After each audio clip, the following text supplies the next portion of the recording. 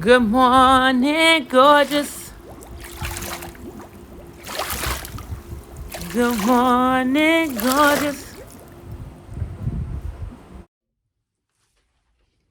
Okay, I'm back. So, where did I leave off at?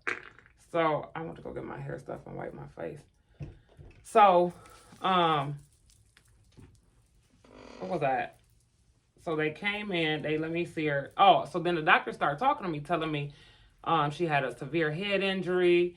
And this is why when y'all asked me that question on how do I think that Binky was going to do this and that and this and that, this is when her life really changed. And this is why we say she has 2 birthdays. Because I had no idea until after the fact that they couldn't get any stats from her for about 30 minutes, 20 minutes maybe. It was a time for I had it all in my journal. I used to know all these numbers down. So Binky used to get mad when I tell people that my daughter came back to life because I feel like she really did. And that's what they were hiding from me. You know, hospitals and doctors don't tell you everything um, because they don't want you to panic or I don't know what their reasoning be, but I've had several instances where they withheld information for a certain period of time.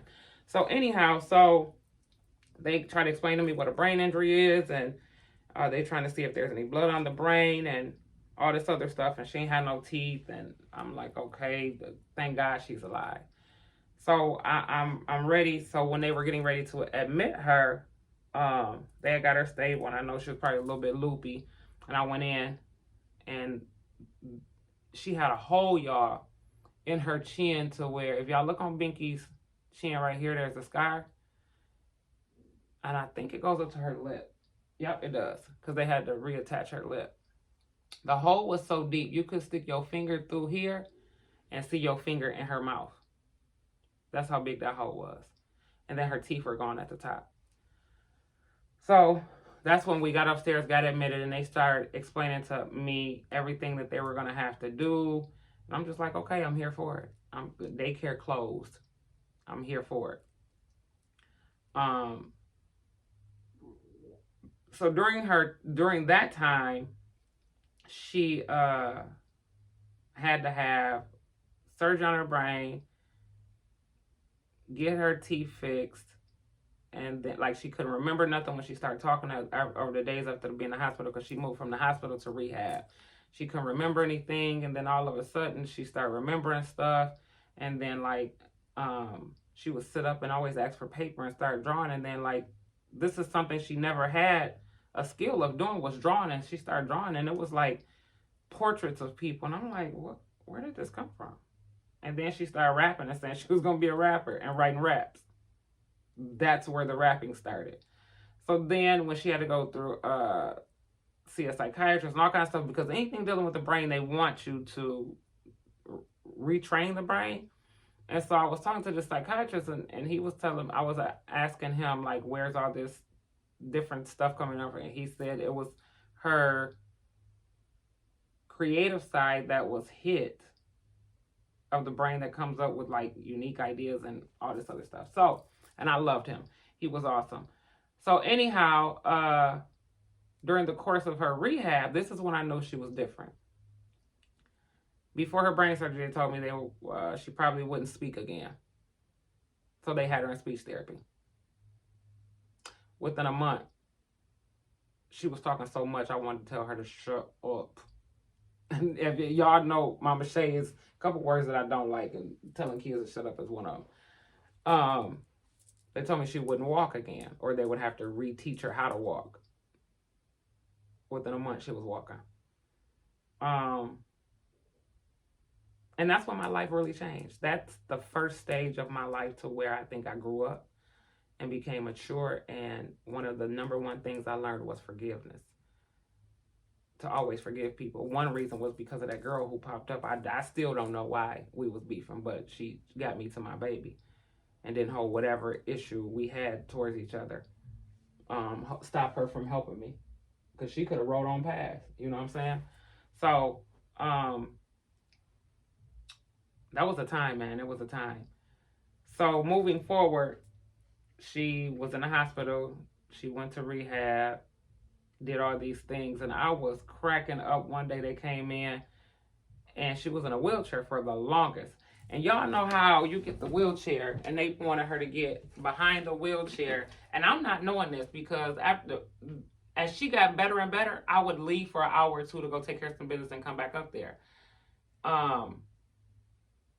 She got behind her wheelchair, y'all, and she was sneaking in her wheelchair doing little stuff around her room, because when you're in rehab long term, your little room looked like a little apartment. And I didn't know that she was doing this stuff. So they had her down in the hallway, and I'm behind her, and they helped her out the wheelchair. She got up, and I'm thinking, she's moving kind of fast.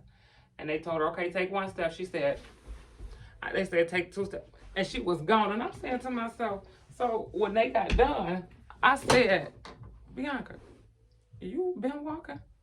She was like, yeah. So I knew at that moment, y'all, that couldn't nothing hold this little girl down. And then she didn't want to look at herself for a while. She went through that stage. Then she finally looked at herself. And then we went through all of that stuff. And then she was open to talk about it. For a long time, she wouldn't get in the car. Then when she did, it was in the backseat of a car. Now she drives like a gangster. Yeetity. So I can remember her not wanting to drive past the impound where the car was. And then one day she said, Mama, take me to the car. And I said, for what? She said, I know where my teeth at. And Binky been goofy her whole life, y'all. Even with this, when she started recovering and I reopened my daycare, and my daycare parents they were like family. So they were understanding. They had backup and they came back when I was ready to come back. Binky would tease the little kids, the ones that were younger than her, with her teeth. Because first she was Snaggletooth for a while, then they made her a little cheap plate or something. And then I had to learn different things about insurances and all this other stuff. So my insurance kicked in. So she had this denture thing that go on the top, and she used to flick it out at the little kids and scare them. I could be in the kitchen cooking, and I could be in the kitchen cooking, and I hear one of the kids, they screaming, "What's wrong with you?" Binky threw her teeth at him or something. I'm like, what is she had? This kid probably was destined to be a prankster. I don't know, but yeah. On my face, I had like 200 something. I had a lot of stitches. I can't remember the number, but y'all see it? It's right there on her chin. Here, like right here. Let me show y'all. I still got the scar. Then what was creepy though, yo? She was out of school for like a whole year. She went back to school. And science and the body is weird. She went to school, and the school nurse called me the following year, and she was like, you might want to come pick her up. And I'm thinking, oh, God, because I knew, they told me she was going to be in special ed. This young lady had a 4.0 her whole 4 years in high school. Her whole 4 years. Even with being goofy, her whole 4 years. So I don't know what that impact did to her brain, but it did something. Sometimes I used to wonder, what if, or what she would be like before, if this car accident hadn't happened. But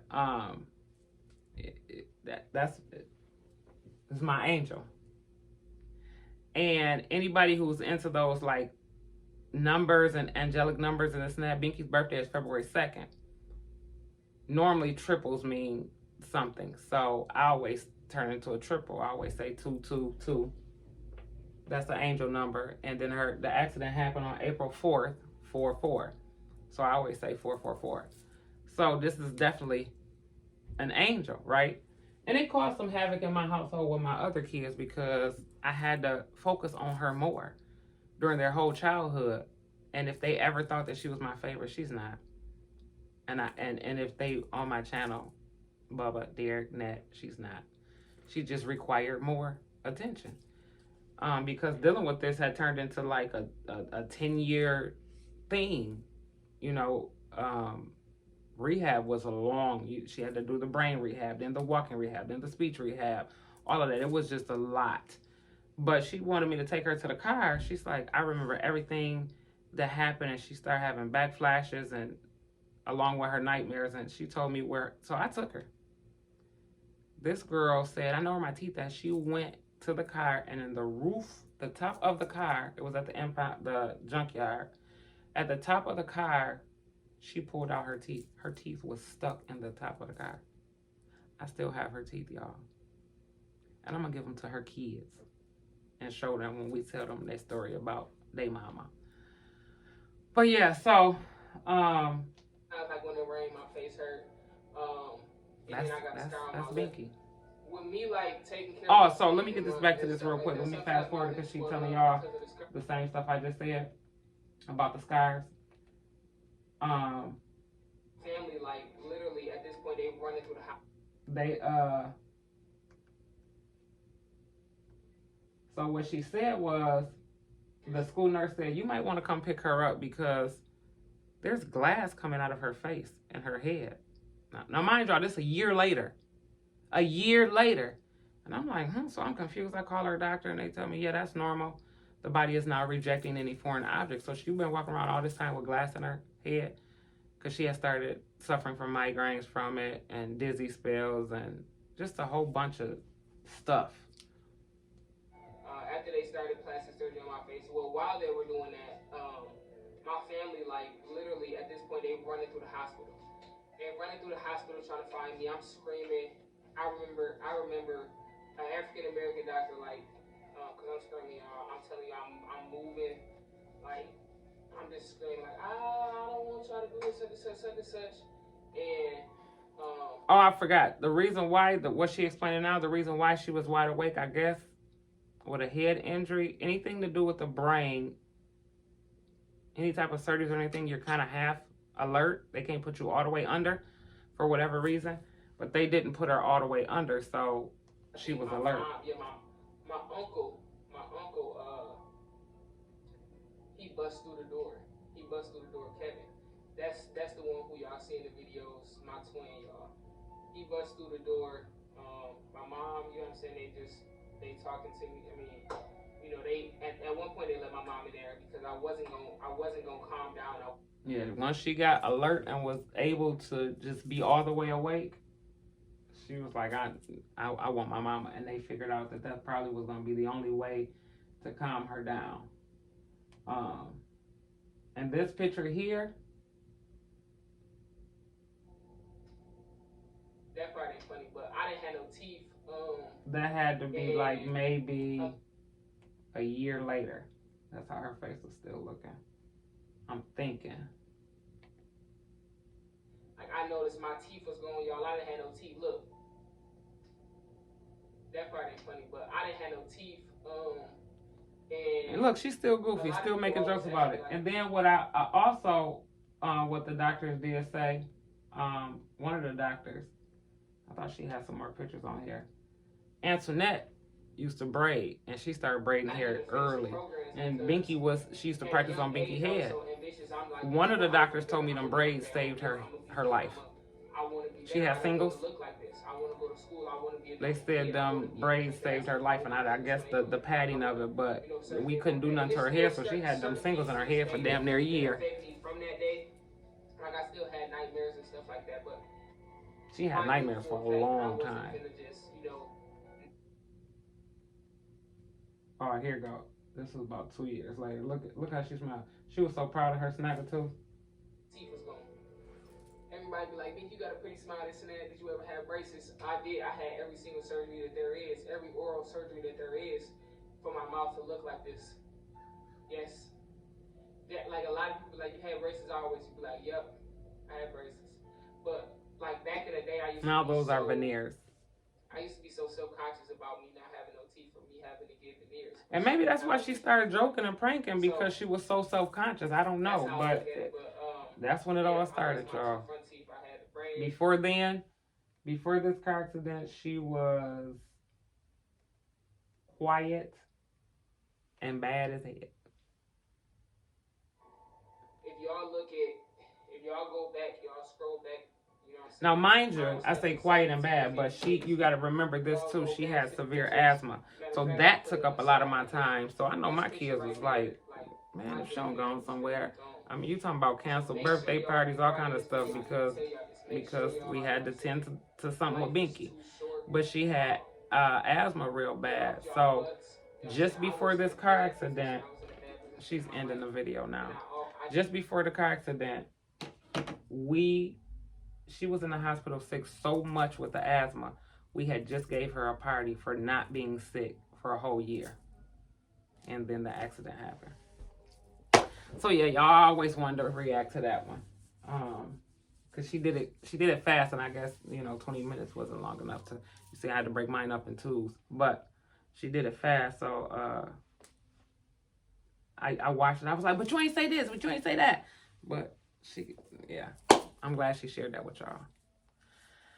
I love y'all. I love y'all. I'm finna get ready. Get my lip gloss popping. It's still popping. I'm probably gonna do 1 or 2 more reactions before I head up out of here. Then I'm on my way to the airport. Yittity. I love y'all. I'll call y'all back.